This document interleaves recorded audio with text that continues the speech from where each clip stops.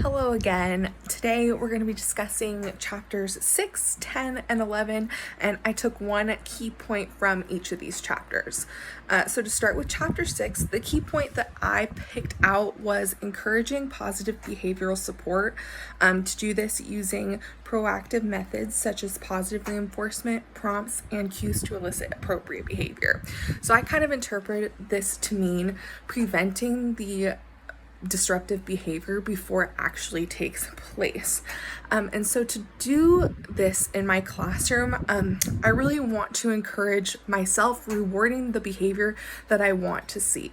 For example, if there's a student that frequently would blurt out answers rather than raising their hand, if there was an instance where they did raise their hand to answer a question, rather than call them out in front of everybody saying like, oh, look, so-and-so's finally deciding to get with the program and raise their hand like the rest of us, rather than doing that, we want to not punish the behavior that we want to see, but rather reward it.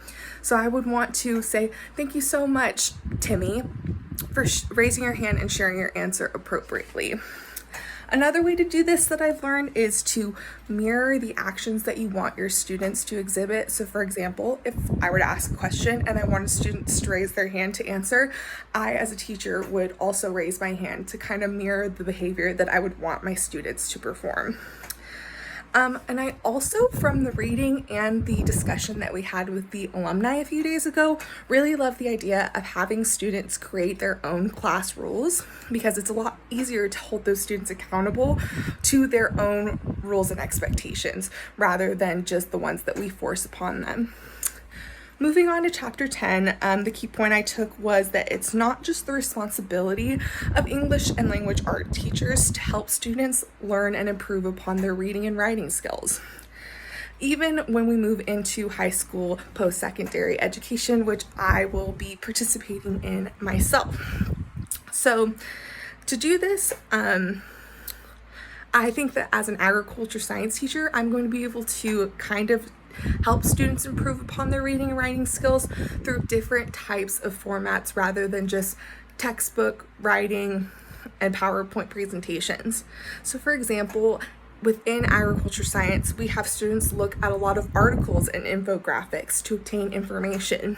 Within these, they often have pictures and images that will support some of the maybe more confusing texts that students might be discovering. And also, these typically fall into a more interesting category for students rather than just reading and analyzing classic literature like they do in their English and language arts classes. Also, with reading these different formats of text, I think it would be great to have students summarize these in their own words. And if there is new vocabulary that they're learning, to have them create like a word bank or something to kind of help stick that new vocabulary in their head. Because again, we're always learning and growing, even not just within English and language arts courses. Finally, within chapter 11, I really love the emphasis of moving away from textbook-based instruction. Even myself, I would consider myself somebody that really loves school. I've always thrived in the classroom. And even when I hear, okay, we're going to be reading a textbook and answering some questions about it, it's not something that gets me super excited to learn. So I loved the idea of within my own classroom, moving away from the textbook-based instruction, more towards the project-based learning instruction. And within the project-based learning lessons, students are going to have a lot more opportunity for a universally designed lesson.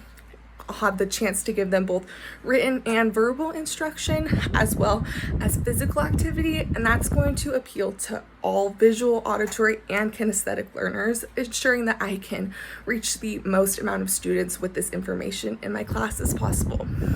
I really enjoyed this week's reading, and I look forward to reading the last few chapters in the next few days. Thanks. Bye.